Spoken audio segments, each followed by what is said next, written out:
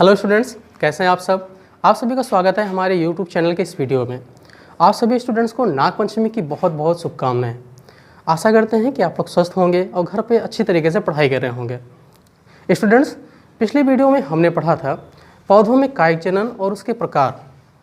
कुछ कायिक जनन के बारे में हमने पढ़ा, जैसे कि कलम लगाना, दाब लगाना, रोपण की जैन विधि। उम्मीद करते हैं कि वो वीडियो आपको समझ आई होगी। आज हम उसी के आगे का टॉपिक डिस्कस करेंगे, जो है ऊतक संवर्धन या सूक्ष्म प्रवर्धन। ठीक, आइए आज शुरू करते हैं अगला टॉपिक, ऊतक संवर्धन या सूक्ष्म प्रवर्धन।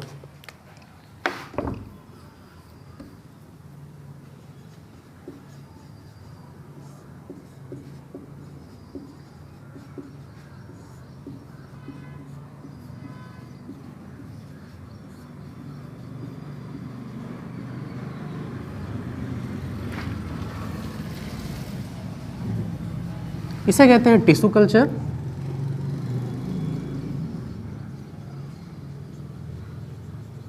और माइक्रो प्रोपेगेशन।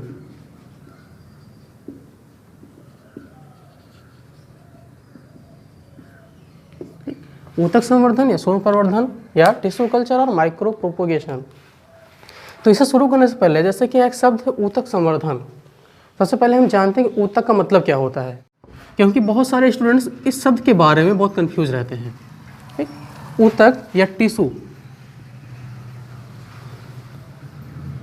तो ऊतक का मतलब होता है कि एक जैसी कोशिकाओं का समूह या कोशिकाओं का वह समूह जिनकी संरचना तथा कार्य समान होते हैं। जो संरचनात्मक दृष्टि से और कार्यात्मक दृष्टि से दोनों समान होंगे, हम उसी को कहते हैं ऊतक। ठीक, तो समान कोशिकाओं के समूह को जिनकी संरचना और कार्य समान है, उसे हम ऊतक कहते हैं। अब आते हैं ऊतक संवर्धन पर।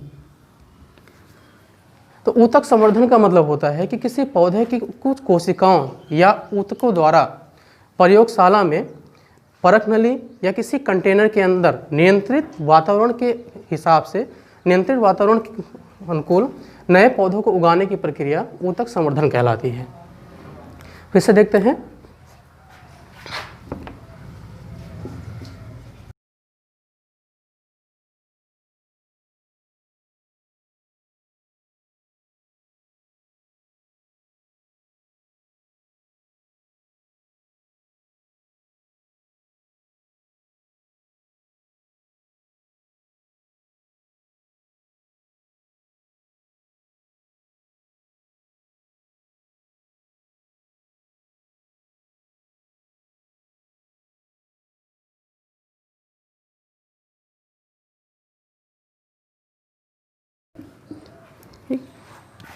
तो ये है ऊतक संवर्धन।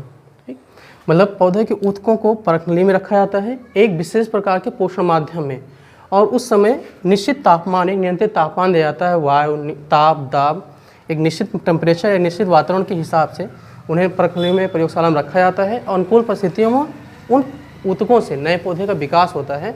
इसी को कहते हैं ऊतक संवर्धन या सूक्ष्म प्रवर्धन। सूक्ष्म प्रवर्धन का मतलब सूक्ष्म कोशिकाओं से, ऊतकों से जब नए पौधे बनते हैं, इसी कारण से सूक्ष्म प्रवर्धन या ऊतक संवर्धन कहते हैं। अब समझने के लिए हम देख सकते हैं कि जैसे मान लेते हैं कि कोई पौधा है। अब पौधे की कुछ कोशिकाएं, कहीं से भी कुछ ऊतक या कुछ कोशिकाएं निकाल लेते हैं। मान लेते हैं यहाँ से कोशिकाएं निकाली गई और इन्हें डाल दिया गया एक विशेष प्रकार के पोषण माध्यम में। कोशिकाओं को डाल दिया गया विशेष प्रकार के पोषण माध्यम में। इन पोषण माध्यम में ये कोशिकाएं विकास करेंगी, वृद्धि करेंगी, वृद्धि करके एक नया संरचना बनाएंगी, जिसे हम कहते हैं कैलस। फिर इस कैलस को निकालते हैं, हम दूसरे पोषण माध्यम में रखते हैं जिसमें हार्मोन्स होता है। अब ये कैलस जो वृद्धि किया हुआ ऊतकों का समूह है, इसमें धीरे धीरे शाखाएं बनेंगी, और जब पर्याप्त मात्रा में शाखाएं बनेंगी तो उसे निकाल के हम एक परखनली में रखते हैं। तो इसमें जड़ का विकास हो जाएगा शाखाओं के द्वारा, और फिर जब जड़ का विकास हो जाएगा पर्याप्त मात्रा में, तो इसे हम निकाल के फिर से किसी गमले में या खेत में रोप देते हैं। इस प्रकार छोटी छोटी कोशिकाओं से धीरे धीरे कैलस बना, कैलस में शाखाओं का निर्माण हुआ, शाखाओं से जड़ का निर्माण हुआ, और फिर उससे एक नए पौधे का निर्माण हो गया। ये तो एक संक्षिप्त प्रक्रिया थी। आइए डिस्कस करते हैं विस्तृत रूप से कैसे होता है। आइए शुरू करते हैं फिर से ऊतक संवर्धन को विस्तृत रूप से जानते हैं कि कैसे होता है। सबसे पहले हम मान लेते हैं कि हम किसी भी पौधे से थोड़ी सी उसके ऊतक या कोशिकाओं का समूह निकालते हैं। उस कोशिकाओं के समूह या ऊतक को हम क्या करेंगे, एक विशेष प्रकार के पोषण माध्यम में रखते हैं। एक कृत्रिम पोषण माध्यम होता है, मतलब ऐसा माध्यम जिसमें कोशिकाओं की वृद्धि आराम से अपने आप स्वतः ही हो सकती है। पोषण माध्यम में कोशिकाओं का समूह या ऊतक वृद्धि करेगा और वृद्धि करके एक नई संरचना बनाएगा जिसे हम कहते हैं कैलस। कैलस बनाएगा। अब इस कैलस को हम निकाल के एक ऐसे पोषण माध्यम में रखते हैं जिसमें हार्मोन्स होता है। हार्मोन्स युक्त पोषण माध्यम में रखते हैं। अब इस हार्मोन्स युक्त पोषण माध्यम में कैलस से शाखाओं या तने धीरे धीरे निकलना शुरू होती हैं। कैलस युक्त पोषण माध्यम में शाखाएं और तने निकलना शुरू होती हैं। जब पर्याप्त मात्रा में तने शाखाएं निकल जाती हैं तब इसे निकाल कर हम दूसरे पोषण माध्यम में, परिवर्तित पोषण माध्यम में, परखली में रखते हैं। वो उस पोषण माध्यम में इस शाखाओं में से धीरे धीरे जड़ का विकास होता है और जब जड़ का विकास हो जाता है तो इसका अगला स्टेप है, तो जड़ के विकास के बाद अब इस पौधे में इतनी क्षमता हो गई कि एक नए पौधे का निर्माण कर लेगा। अब इसे हम किसी भी खेत या गमले में रोपित कर देते हैं। स्टेप बाय स्टेप टोटल को हम 4 स्टेप में बांट सकते हैं। पहला स्टेप, पौधे से ऊतक को निकालकर पोषण माध्यम में रखना, यहाँ पर कैलस का निर्माण होगा। दूसरा स्टेप है कैलस को निकालकर हार्मोन से पोषण माध्यम में रखना। दूसरे स्टेप में कैलस में शाखाएं और तनों का निर्माण होगा। तीसरा स्टेप, इस शाखा युक्त कैलस को निकाल के परिवर्तित पोषण माध्यम में रखना जहाँ पर जड़ का निर्माण होगा। और चौथा स्टेप में जब जड़ बन जाएगी तीसरे स्टेप का, तो चौथे स्टेप में हम निकाल के उसे रोप देते हैं बाग या खेत में या गमले में। तो इस प्रकार पौधों की कुछ कोशिकाओं से एक नए पौधे का अपने आप विकास हो जाता है। तो यही प्रक्रिया है ऊतक संवर्धन। हमने अभी तक पढ़ा ऊतक संवर्धन की पूरी प्रक्रिया। अब देखते हैं ऊतक संवर्धन का फ़ायदा क्या है। तो ऊतक संवर्धन के लाभ देखते हैं। तो सबसे पहला लाभ है कि ऊतक संवर्धन द्वारा कम समय में और कम स्थान में अधिक से अधिक पौधों के अधिक उत्पादन किया जा सकता है। जैसे मान लेते हैं कि कोई पौधा है, उसमें अरबों की संख्या में कोशिकाएं होंगी, ठीक। तो कुछ कोशिकाएं अगर कुछ ऊतकों को निकाल लिया जाए तो एक ही पौधे से हजारों संख्या में नए पौधे बन सकते हैं, ठीक। तो पहला लाभ है कि कम स्थान व कम समय में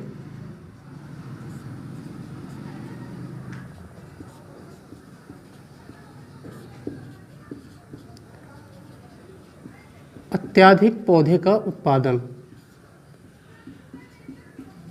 अत्यधिक पौधों का निर्माण। कम स्थान तथा कम समय में अधिक से अधिक पौधों का उत्पन्न किया जा सकता है। दूसरा है कि इस विधि द्वारा उत्पन्न पौधे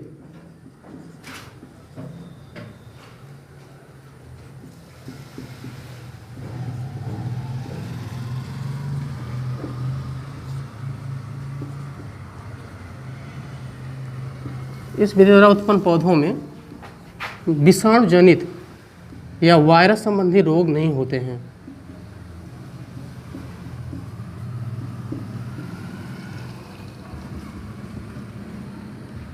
मतलब इस विधि द्वारा जितने भी पौधे उत्पन्न होते हैं उनमें वायरस संबंधी कोई भी रोग नहीं होता है। अगला है कि ऐसे पौधे जो एक लिंगी हैं, एक लिंगी पौधों में यह उत्तम विधि हो सकती है।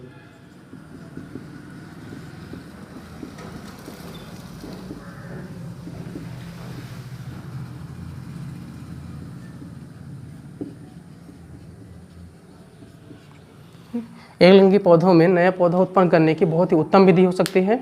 और लास्ट है कि इनकी जो अनुवांशिक संरचनाएं हैं, इस विधि द्वारा उत्पन्न पौधों की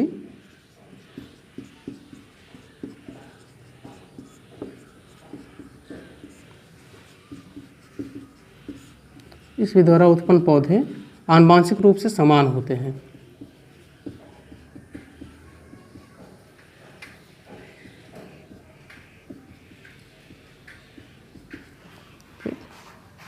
तो 4 प्रमुख लाभ हैं कि कम स्थान में तथा कम समय में अधिक से अधिक पौधे उत्पन्न हो सकते हैं। दूसरा है कि इस विधि से जो पौधे उत्पन्न होते हैं उनमें वायरस संबंधी रोग नहीं होता, वायरस जनित रोग नहीं होता। तीसरा है कि जितने भी एक लिंगी पौधे जैसे कि पपीता, उसमें सूक्ष्म प्रवर्धन एक बहुत ही अच्छी विधि हो सकती है नए पौधे को उत्पन्न करने में। और सभी के सभी पौधे वो आनुवांशिक रूप से जीनोटाइप वो एक जैसे ही होते हैं। स्टूडेंट्स, अब तक हम लोगों ने पढ़ा अलैंगिक जनन और उसके प्रकार, जिसमें हम लोगों ने जीव जंतु में अलैंगिक जनन और कायिक जनन पढ़ा पौधों में। अब हमारा अगला टॉपिक है लैंगिक जनन या सेक्सुअल रिप्रोडक्शन। जैसा कि हमने अलैंगिक जनन में पढ़ा कि अलैंगिक जनन में नया संतान सिर्फ एक जीव से उत्पन्न होता है, उसमें नहीं फर्क पड़ता कि जीव नर है या मादा। अब हम पढ़ रहे हैं लैंगिक जनन। लैंगिक जनन में जो नया संतान होता है वो दो भिन्न भिन्न जीवों से, दो भिन्न भिन्न लिंगी जीवों से उत्पन्न होता है। ठीक, लैंगिक जनन एक ऐसी विधि है जिसमें होने वाली संतान या उत्पन्न होना नया संतान दो अलग अलग लिंगी, दो विपरीत लिंगी जीवों से उत्पन्न होता है, जिसमें एक जीव नर होता है, दूसरा जीव मादा। ये देखते हैं, अलैंगिक जनन की ऐसी विधि है जिसमें दो विपरीत लिंगी जीव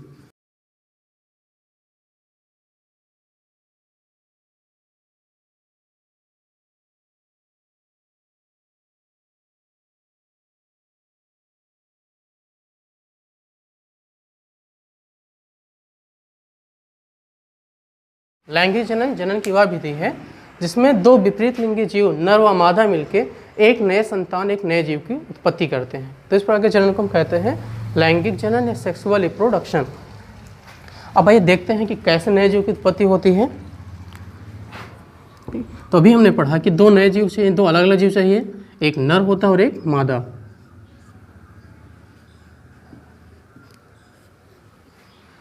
अब लैंगिक जनन में होता क्या है कि नर और मादा के शरीर में कुछ विशेष प्रकार की कोशिकाएं बनती हैं। दोनों के शरीर में कुछ अलग अलग विशेष प्रकार की कोशिकाएं बनती हैं, जिसे हम युग्मक कोशिकाएं कहते हैं या गैमीट कहते हैं।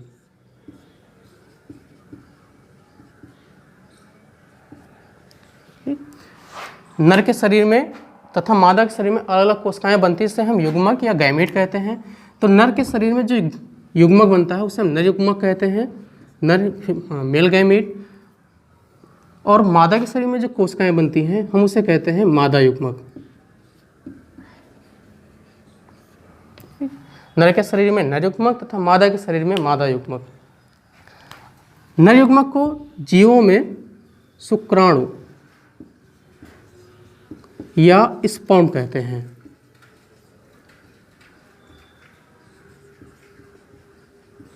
नर युग्मक को शुक्राणु कहते हैं और मादा युग्मक को अंडाणु कहते हैं या ओवम कहते हैं। फिर से देखते हैं, नर युग्मक, नर के शरीर में एक विशेष कोशिका नर युग्मक या शुक्राणु बनती है। मादा के शरीर में एक विशेष प्रकार की कोशिका मादा युग्मक या अंडाणु बनती है। तो जब लैंगिक जनन की घटना होती है तो उसमें नर युग्मक तथा मादा युग्मक आपस में मिलते हैं, जिस प्रक्रिया को कहते हैं निषेचन होना। मतलब नर युग्मक तथा मादा युग्मक के मिलने की प्रक्रिया कहलाती है निषेचन। और निषेचन के फलस्वरूप ये दोनों कोशिकाएं मिलती हैं और एक नई कोशिका का निर्माण होता है, जिसे हम युग्मनज या जाइगोट कहते हैं। शुक्राणु और अंडाणु के मिलने से एक नई प्रक्रिया, एक नई कोशिका बनती है, जिसे हम युग्मनज कहते हैं। यही युग्मनज आगे वृद्धि करके भ्रूण बनाता है या एम्ब्रियो बनाता है, और एम्ब्रियो से ही एक नए जीव की उत्पत्ति होती है।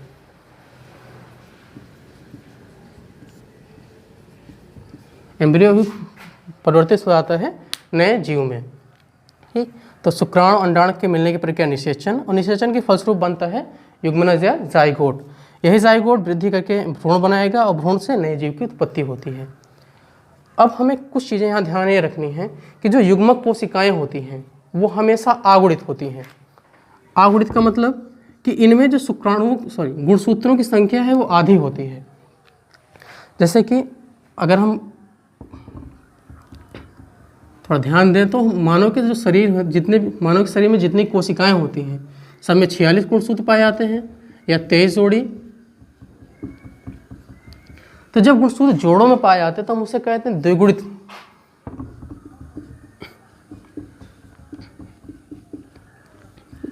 जब जितनी कोशिकाओं में गुणसूत्र 23 जोड़ी में पाए जाएंगे, 46 पाए जाएंगे, तो उनसे कहते हैं द्विगुणित कोशिका।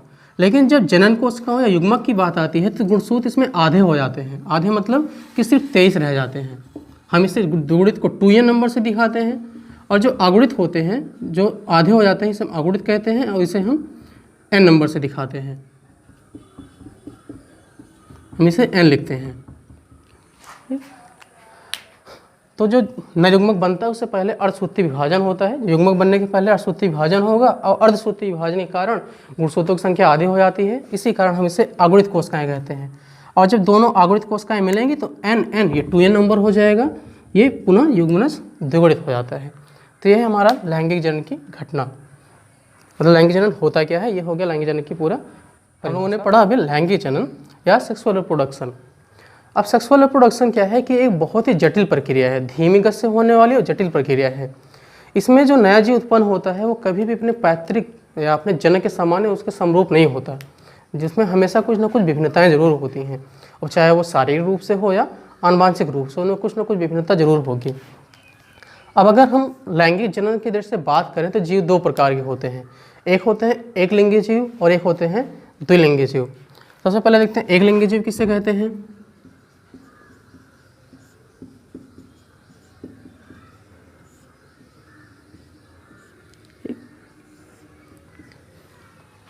जैसे कि नाम से पता चल रहा है एक लिंगी मतलब एक लिंग, मतलब ऐसे जीव जिसमें नर और मादा शरीर अलग अलग जीवों में होता है, या नर या मादा जनन अंग अलग अलग शरीर में होता है, उसी को हम कहते हैं एक लिंगी जीव। मतलब ऐसे जीव जिनमें नर और मादा युग्मक का निर्माण अलग अलग शरीर में होता है उसे हम एक लिंगी जीव कहते हैं।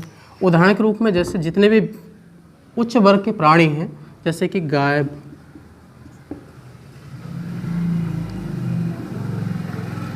मनुष्य, ये जितने भी उच्च वर्ग के प्राणी हैं ये सब आते हैं एक लिंगी जीव में। दूसरा होता है द्विलिंगी जीव।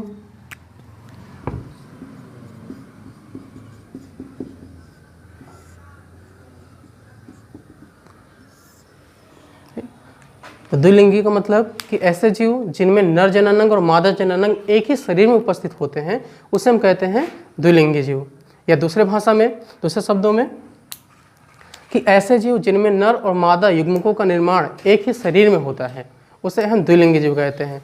उदाहरण के रूप में हाइड्रा, केंचुआ आदि।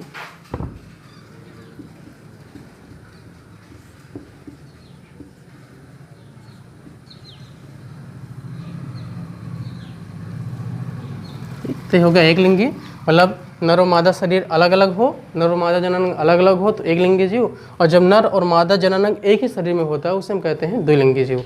तो हो गया अभी हमने एक लिंगी जनन की क्या है, एक बहुत ही जटिल प्रक्रिया है, लंबी प्रक्रिया, जटिल है।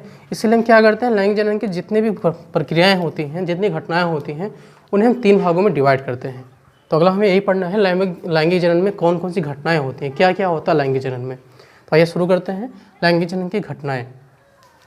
तो लैंगिक जनन की समस्त घटनाओं को, समस्त क्रियाओं को हम 3 भागों में डिवाइड करते हैं। ठीक, तो सबसे पहला है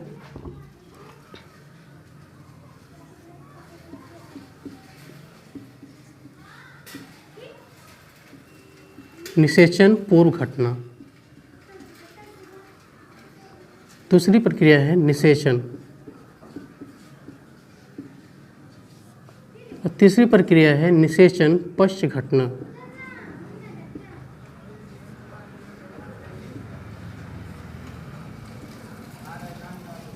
ठीक, निषेचन पूर्व घटना, निषेचन और निषेचन पश्च घटना। लैंगिक जनन को इन्हें पूरे 3 भागों में डिवाइड किया जाता है, पूरी घटना को। पहला निषेचन पूर्व घटना, तो मतलब इनमें वो समस्त क्रियाएं हैं जो निषेचन से पूर्व होती हैं, युग्मनज के बनने से पहले की जो भी घटनाएं होती हैं वो उन्हें हम कहते हैं निषेचन पूर्व घटना। दूसरा है निषेचन, जब नर और मादा युग्मक आपस में मिल जाते हैं तो इसे कहते हैं निषेचन, तो निषेचन की प्रक्रिया आ जाती है इसमें।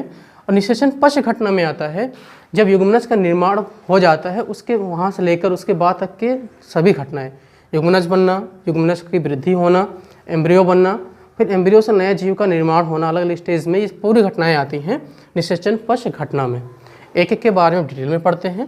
तो सबसे पहले हम देखते हैं निषेचन पूर्व घटना, या इसे हम लिखते हैं प्री फर्टिलाइजेशन इवेंट।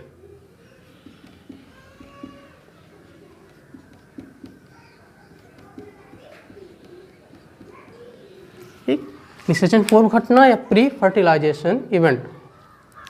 तो प्री फर्टिलाइजेशन इवेंट में वो समस्त क्रियाएं आती हैं जो निषेचन होने से पहले की होती हैं।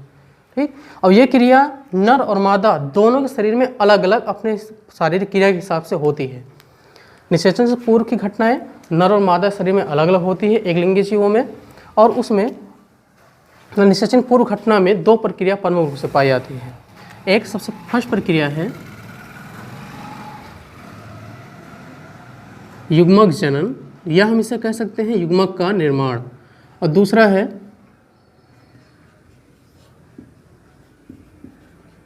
युग्मक स्थानांतरण।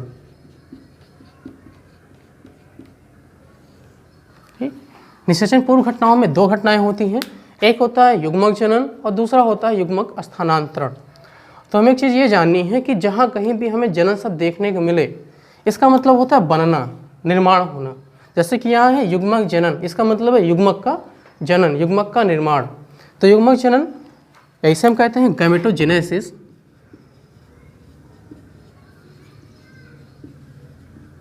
जेनेसिस या जनन शब्द का मतलब होता है निर्माण, जैसे युग्मक के साथ जुड़ गए, इसका मतलब होता है युग्मक का निर्माण। तो युग्मक जनन एक ऐसी प्रक्रिया है जिसमें जीवों के लैंगिक अंगों में आगुणित युग्मकों या आगुणित कोशिकाओं का निर्माण होता है। युग्मक जनन एक ऐसी प्रक्रिया है जिसमें जीवों के लैंगिक अंगों में अर्धसूत्री विभाजन द्वारा युग्मक कोशिकाओं का निर्माण होता है, उसी को कहते हैं हम युग्मक जनन या गैमेटोजेनेसिस। गैमेटोजेनेसिस में या युग्मक जनन में हमेशा अर्धसूत्री विभाजन होगा, क्योंकि अर्धसूत्री विभाजन होगा इसलिए बनने वाली जो कोशिका होगी, जो बनने वाला युग्मक होगा वो हमेशा आगुणित होगा। तो युग्मक जनन का मतलब होगा लैंगिक अंगों में युग्मकों का निर्माण।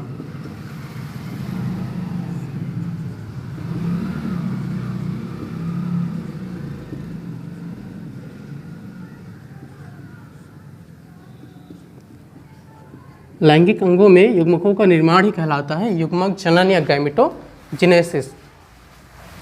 अब ये होता है अर्धसूत्री विभाजन द्वारा।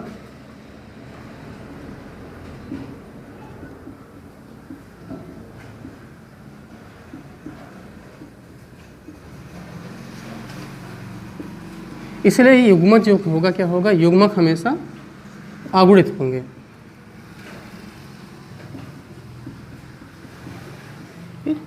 तो युग्मक जनन जीवों के लैंगिक अंगों में होता है, अर्धसूत्री विभाजन द्वारा नई कोशिका बनती है जो कि अगुणित होती है, उस कोशिका को कहते हैं हम युग्मक या गैमीट। अब नर और मादा में क्योंकि दोनों प्रक्रिया अलग अलग चलती हैं, इसीलिए हम इन्हें नर में युग्मक जनन को हम कुछ और कहते हैं, मादा में युग्मक जनन को कुछ और प्रक्रिया के नाम से जाना जाता है। अब यह जानते हैं कि कौन सी प्रक्रिया है जो नर में जिस नाम से जानते हैं और मादा में किस नाम से जानते हैं। हमने पढ़ा कि जीवों में जो युग्मक होता है, नर में हम शुक्राणु और मादा में अंडाणु कहते हैं।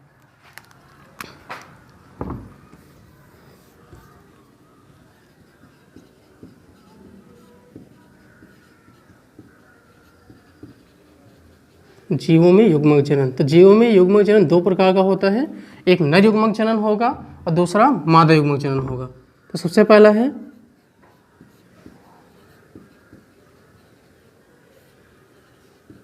नर युग्मक जनन, या हम इसे जीवों में कह सकते हैं शुक्र जनन, या इसे कहते हैं स्पर्मेटोजेनेसिस।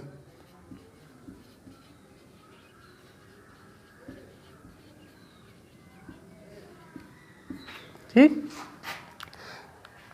तो नर युग्मक जनन या स्पर्मेटोजेनेसिस एक ऐसी प्रक्रिया है जिसमें नर के लैंगिक अंग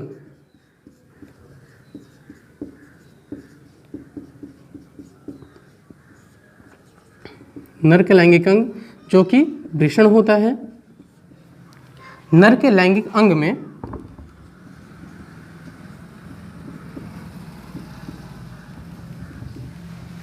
नर युग्मकों या शुक्राणुओं का निर्माण।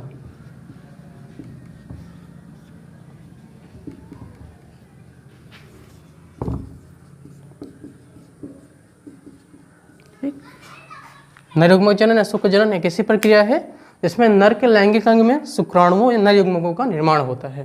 ठीक, तो इसे कहा गया नर युग्मक जनन। और दूसरा है मादा युग्मक जनन।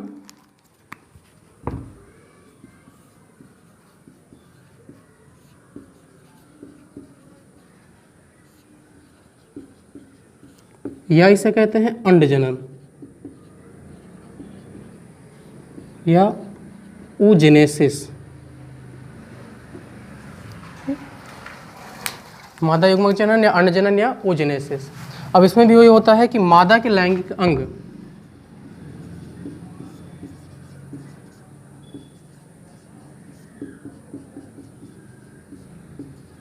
मादा का लैंगिक अंग क्या होता है? तो मादा का लैंगिक अंग होता है अंडाशय या ओवरी। मादा के लैंगिक अंग में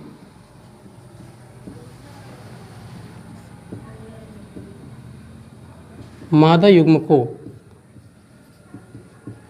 या अंडाणुओं का निर्माण।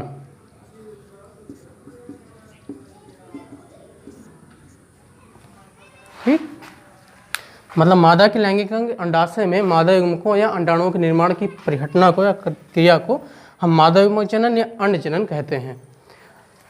ठीक, फिर से देखते हैं कि जीवों में युग्मक जनन दो प्रकार का, एक नर युग्मक जनन या शुक्र जनन, दूसरा है मादा युग्मक जनन या अंड जनन। तो शुक्र जनन एक ऐसी प्रक्रिया है जिसमें नर के लैंगिक अंग में मतलब वृषण में नर युग्मकों या शुक्राणुओं का निर्माण होता है, और मादा युग्मक जनन ऐसी प्रक्रिया है जिसमें मादा के लैंगिक अंग या अंडाशय में अंडाणुओं या मादा युग्मकों का निर्माण होता है। पहले भी एक चीज़ ध्यान दिया है, फिर से एक बात समझते हैं कि हमेशा जो युग्मक होगा, चाहे वो पौधों में हो या जंतुओं में हो, एक लिंगी जंतु हो या द्विलिंगी, हमेशा युग्मक क्या होते हैं? आगुणित ही होते हैं, मतलब उनमें गुणसूत्रों की संख्या आधी ही होती है। ये चीज़ हमेशा ध्यान रखनी है। क्यों आधी होती है? क्योंकि उनका निर्माण अर्धसूत्री विभाजन के कारण होता है।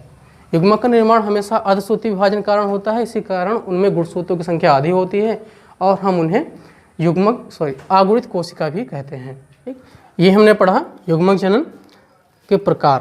ठीक, अब हम देखते हैं युग्मक स्थानांतरण, ट्रांसफर ऑफ गैमीट। अभी हम लोगों ने पढ़ा कि युग्मक का जो निर्माण हो रहा है वो एक लिंगी जीवों में अलग अलग बॉडी में होता है, अलग अलग शरीर में। नर में अपना युग्मक बनता है, मादा में अपना युग्मक। तो अगर निषेचन करना है तो दोनों युग्मकों का पास आना आवश्यक है। तो युग्मक स्थानांतरण का मतलब यही होता है कि किसी माध्यम द्वारा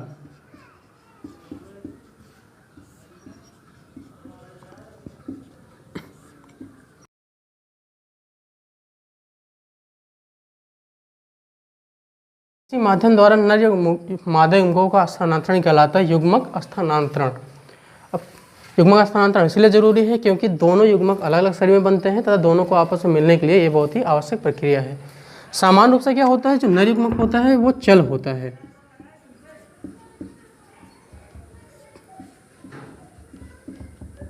मतलब नर युग्मक ही एक स्थान से दूसरे स्थान तक जाता है, चल होता है। ठीक, और जो मादा युग्मक होता है वो अचल होता है,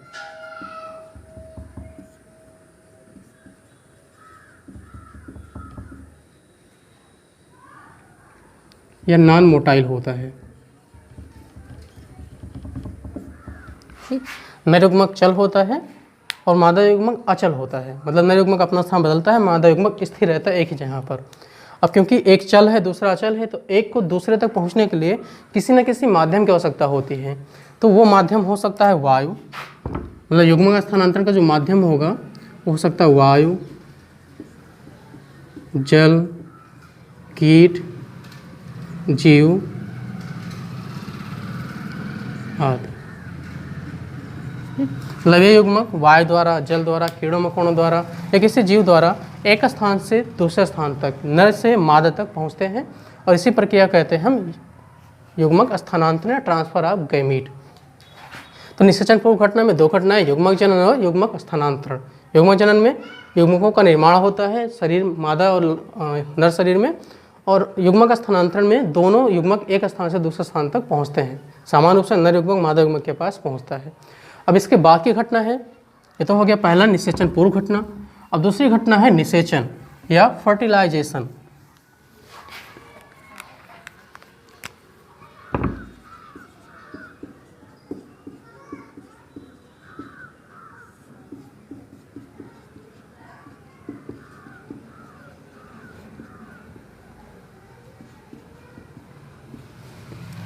तो निषेचन या फर्टिलाइजेशन, तो निषेचन का मतलब होता है नर और मादा युग्मकों का आपस में संलयन। ठीक। नर और मादा युग्मकों का आपस में संलयन ही निषेचन या फर्टिलाइजेशन कहलाता है।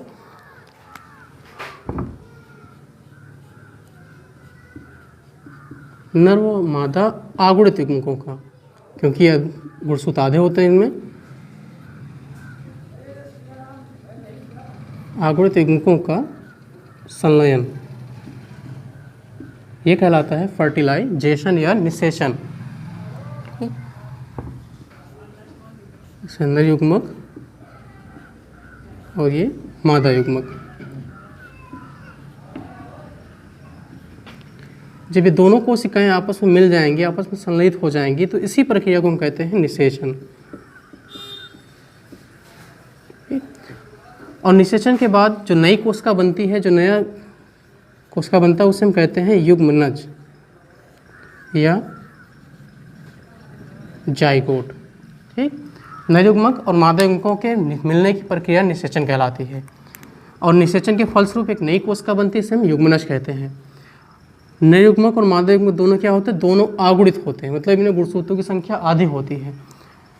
ये n नंबर में है, ये नंबर n नंबर में है, और ये मिल के हो जाएंगे 2n नंबर में। कभी कभी क्वेश्चन पूछा जाता है कि जो युग्मनज या जाइगोट होता है वो किस प्रवृत्ति का होता है, वो द्विगुणित होता है या आगुणित होता है? तो हमेशा जो युग्मनज होगा वो द्विगुणित होगा, मतलब उसमें गुणसूत्र डबल होंगे, जबकि जो युग्मक होंगे वो हमेशा आगुणित होते हैं, मतलब उनमें गुणसूत्र आधे होते हैं। अब और इसे आसानी समझना हो तो हम जैसे नाम हम कह सकते हैं कि अगर शुक्राणु है मादा युग्मक, नर युग्मक, तो शुक्राणु में गुणसूत्रों की संख्या है 23। मादा युग्मक है अंडाणु, अंडाणु में गुणसूत्रों की संख्या भी है 23। जब शुक्राणु और अंडाणु आपस में मिलेंगे तो बनेगा जो युग्मनज बनेगा, जो जाइगोट बनेगा, तो उसमें टोटल संख्या कितनी हो जाएगी? 23 और 23 टोटल मिला के 46 हो जाएगी। मतलब ये क्या हो गया? द्विगुणित हो गया। ये दोनों आगुणित हैं, तो हमेशा जो युग्मनज होगा वह द्विगुणित होता है। ठीक। तो नर और मादा युग्मकों के मिलने की प्रक्रिया निषेचन कहलाती है। निषेचन के फलस्वरूप युग्मक का निर्माण होता है। तो ये हो गया दूसरी घटना, निषेचन। अब तक हमने पढ़ा निषेचन। अब आगे देखते हैं निषेचन के प्रकार। तो मुख्यतः निषेचन दो प्रकार का होता है, एक बाह्य निषेचन होता है और एक होता है आंतरिक निषेचन। निषेचन दो प्रकार का, बाह्य निषेचन और इसे कहते हैं एक्सटर्नल फर्टिलाइजेशन, और दूसरा है आंतरिक निषेचन या इंटरनल फर्टिलाइजेशन।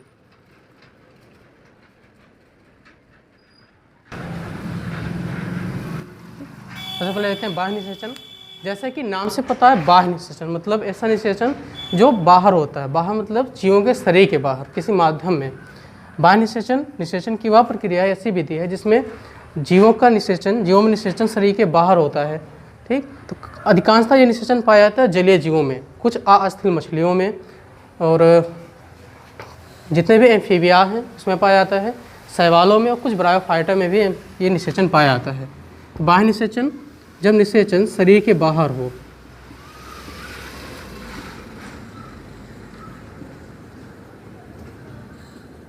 निषेचन शरीर के बाहर किसी माध्यम में होता है,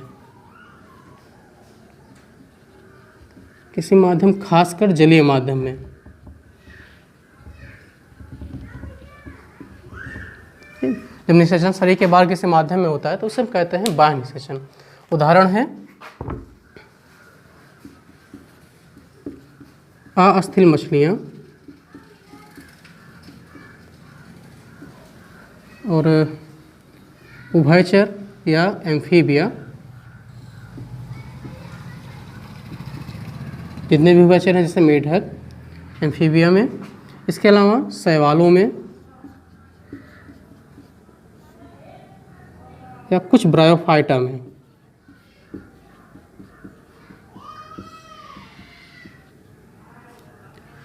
तो इनमें अधिकांशतः पाए जाते हैं बाह्य निषेचन।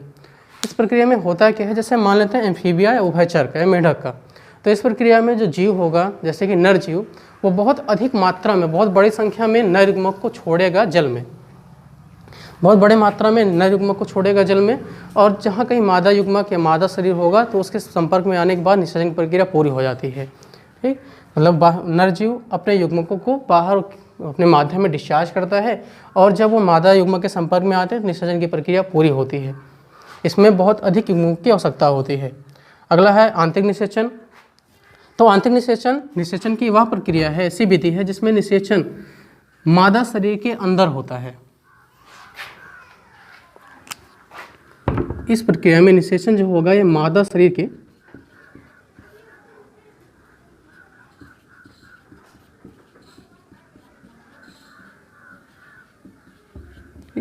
आंतरिक निषेचन में निषेचन की प्रक्रिया मादा के शरीर के अंदर ही संपन्न होती है, इसलिए इसे कहते हैं आंतरिक निषेचन। अधिकांश स्थलीय प्राणियों में, लगभग सभी स्थलीय प्राणियों में निषेचन की यही प्रक्रिया पाई जाती है।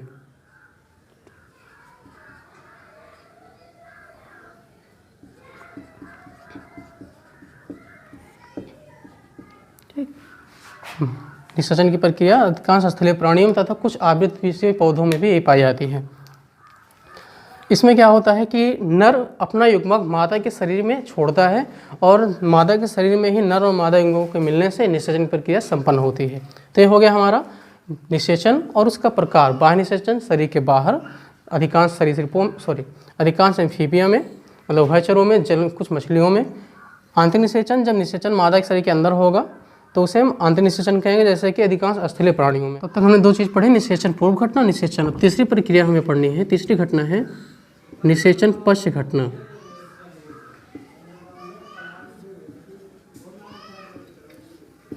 इसे हम कहते हैं पोस्ट फर्टिलाइजेशन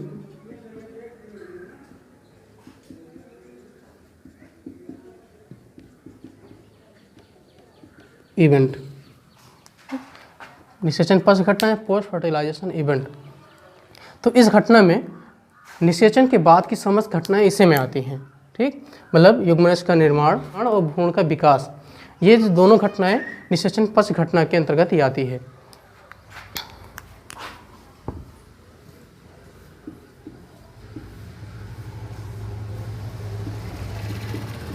युग्मनज का निर्माण तथा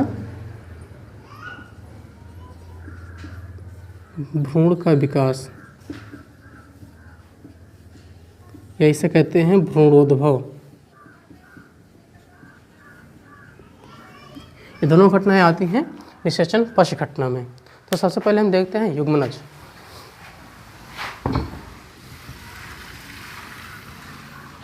कि युग्मनज किसे कहते हैं, पूछा भी आता है 1 नंबर में कि युग्मनज या जाइगोट किसे कहते हैं। तो युग्मनज या जाइगोट की सबसे जो सरल और आसान परिभाषा है वो ये है कि लैंगिक जनन करने वाले जीवों में युग्मनज सबसे प्रथम कोशिका मानी जाती है। लैंगिक जनन करने वाले जीवों की सबसे प्रथम कोशिका होती है शरीर के विकास की, वो होता है युग्मनज। शरीर में सबसे पहले जो कोशिका बनेगी शरीर के निर्माण में, वो होता है युग्मनज।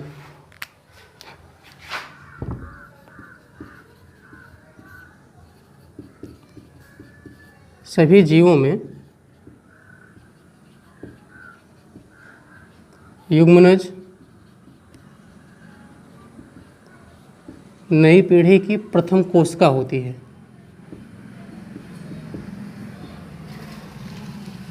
सभी जीवों में युग्मनज नई पीढ़ी की सबसे प्रथम कोशिका होती है। इसका निर्माण होता है निषेचन के फलस्वरूप, क्योंकि निषेचन के फलस्वरूप होता है, इसी कारण ये हमेशा क्या होती है, द्विगुणित होती है या 2n नंबर में होती है। सभी जीवों में युग्मनज नई पीढ़ी की प्रथम कोशिका है, जो कि हमेशा 2n नंबर में होती है, मतलब में गुणसूत्रों की संख्या डबल होती है। युग्मनज ही आगे वृद्धि करके भ्रूण का निर्माण करता है।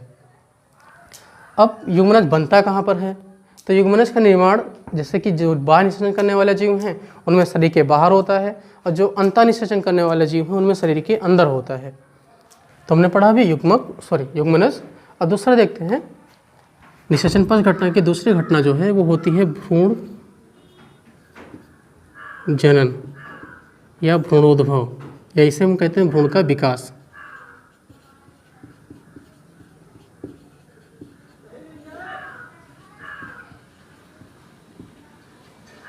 एम्ब्रियोजेनेसिस। जैसे कि नाम से पता चल रहा है भ्रूण जनन, मतलब भ्रूण के बनने की प्रक्रिया, युग्मनज से भ्रूण के बनने की प्रक्रिया कहलाती है भ्रूण जनन।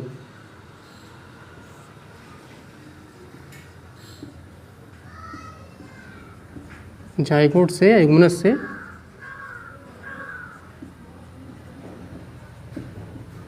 भ्रूण के बनने की प्रक्रिया भ्रूण जनन या भ्रूणोद्भव कहलाती है। जैसे कि पहले भी बताया कि जहाँ भी जनन शब्द मिल जाए इसका मतलब है जिसके साथ वो लगा है उसी का जनन। जैसे भ्रूण जनन मतलब भ्रूण का जनन है, भ्रूण का विकास। तो युग्मनज से भ्रूण के बनने की प्रक्रिया कहलाएगी भ्रूण जनन। अब इस प्रक्रिया में होता क्या है कि जो युग्मनज होता है ये कई बार कई समसूत्री विभाजन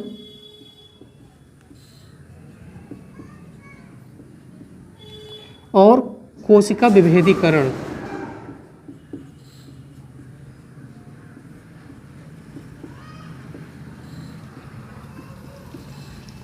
कई समसूत्री विभाजन और कोशिका विभेदीकरण से गुजरता है। बहुत सारी विभाजन होंगे, बहुत बार कोशिकाओं का विभेदीकरण होगा। तो कोशिका विभाजन के फलस्वरूप कोशिकाओं की संख्या में वृद्धि होती है और कोशिका विभेदीकरण के फलस्वरूप कोशिकाएं नए मतलब विशेष कार्यक्षमता और विशेष आकृति में अपने आप को एडजस्ट करती हैं। तो युग्मनज में समसूत्री विभाजन कोशिका विभेदीकरण के फलस्वरूप कोशिकाओं की संख्या में वृद्धि होती है, कोशिकाओं नई नई कोशिकाएं अपने कार्यक्षमता के हिसाब से एडजस्ट होती हैं। तो इस प्रकार युग्मनज से समसूत्री विभाजन विभेदीकरण के फलस्वरूप भ्रूण का निर्माण होता है और इसी को हम कहते हैं भ्रूणोद्भव या एम्ब्रियोजेनेसिस। ठीक, तो यही एम्ब्रियो फिर आगे वृद्धि करता रहता है। बहुत सारी प्रावस्थाओं से गुजरने के बाद एक नए संतान, एक नए शिशु की उत्पत्ति होती है। तो हो गया हमारी तीनों घटनाएं, निषेचन पूर्व घटना, निषेचन, निषेचन पश्च घटना, ये तीन प्रक्रियाएं हो गई। अभी तक हमने पढ़ा लैंगिक जनन और उसकी विभिन्न घटनाएं। अब हम देखते हैं कि लैंगिक जनन के लाभ क्या हैं, लैंगिक जनन और लैंगिक जनन के अपेक्षा लाभ क्या है। तो सबसे पहला लाभ है लैंगिक जनन का कि लैंगिक जनन के द्वारा विभिन्नताएं उत्पन्न होती हैं।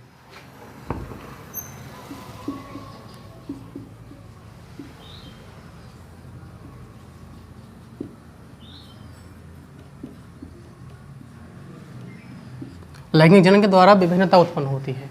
अब विभिन्नता का मतलब क्या है? विभिन्नता का मतलब यही होता है कि लैंगिक जनन करने वाले दो जीव परस्पर कभी भी एक जैसे नहीं होते। ठीक, लैंगिक जनन द्वारा उत्पन्न दो संतान या दो जीव कभी भी एक जैसे नहीं होते, उनमें कुछ ना कुछ अंतर होता है। यही अंतर उन्हें वातावरण के हिसाब से ज़्यादा अनुकूल बनाता है। मतलब विभिन्नताएं जीवों के लिए बहुत ही आवश्यक होती हैं। तो पहला हो गया विभिन्नता उत्पन्न होती है, और दूसरा है कि लैंगिक जनन के फलस्वरूप उत्पन्न जीव पुरानी पीढ़ी के हिसाब से अपने आप को अधिक अनुकूल ढालता है।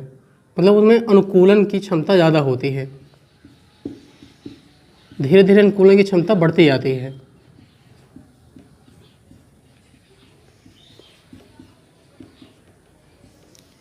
लैंगिक जनन के फलस्वरूप जो उत्पन्न जीव होते हैं उनमें अनुकूलन की क्षमता का विकास होता रहता है। वो अपने आप को ज़्यादा सर्वाइव कर पाते हैं बदलते वातावरण के हिसाब से। तो दो प्रमुख लाभ हो गए, विभिन्नता उत्पन्न होती है और अनुकूलन उत्पन्न होता है। तीसरा होता है कि लैंगिक जनन के द्वारा धीरे धीरे आने वाले समय में, मतलब एक जैविक विकास की प्रक्रिया के बाद नई जातियों का निर्माण होता है।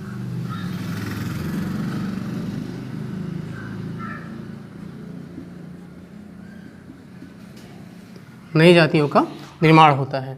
ठीक, तो कुछ प्रमुख लाभ हैं। तब तक हमने पढ़ा अलैंगिक जनन और लैंगिक जनन।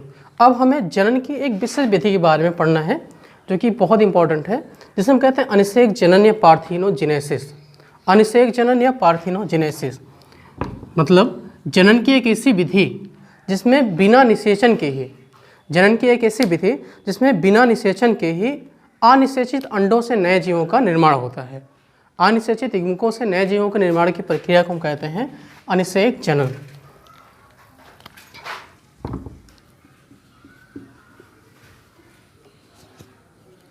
जनन की ऐसी विधि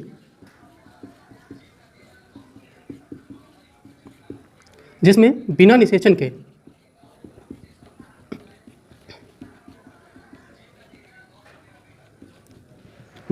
ही अनिषेचित अंडे से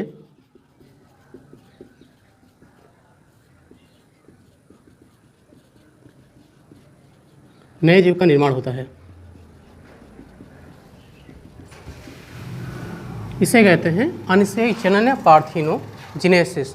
तो अनिषेक जनन या पार्थिनोजेनेसिस की जो घटना है, इसे सर्वप्रथम खोजा था, इसे सर्वप्रथम बताया था चार्ल्स बोनेट ने। चार्ल्स बोनेट ने 1745 ईस्वी में अनिषेक जनन की घटना को सर्वप्रथम देखा था चार्ल्स बोनेट ने 1745 ईस्वी में। ठीक, अनिषेक जनन एक ऐसा जनन जिसमें बिना निषेचन के ही अनिषेचित अंडे से नए जीवों का निर्माण होता है। उदाहरण है इसका, जो सबसे साधारण उदाहरण है, सबसे कॉमन उदाहरण, वह मधुमक्खी। मधुमक्खी में अनिषेक जनन की प्रक्रिया होती है। जो नर मक्खी होती है वो अनिषेचित अंडे से ही बनती है, इसी कारणों से वो अगुणित होती है। मधुमक्खी कुछ रोटीफर, कभी कभी कुछ मेढकों में,